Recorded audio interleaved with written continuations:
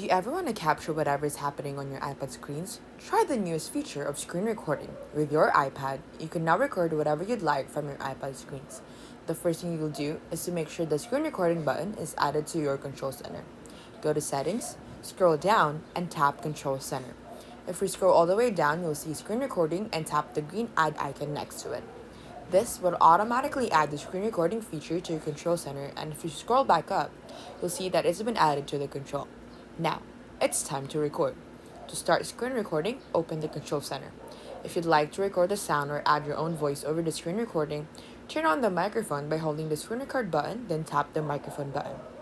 Tap the screen record button to start recording. A 3-second countdown will appear. Then the recording will begin.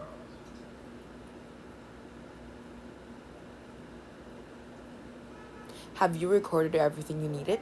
To stop the screen record, return to the control center and tap the screen record button again. The recording will be automatically saved to your Photos app, and that's it. Have fun watching your screen recordings.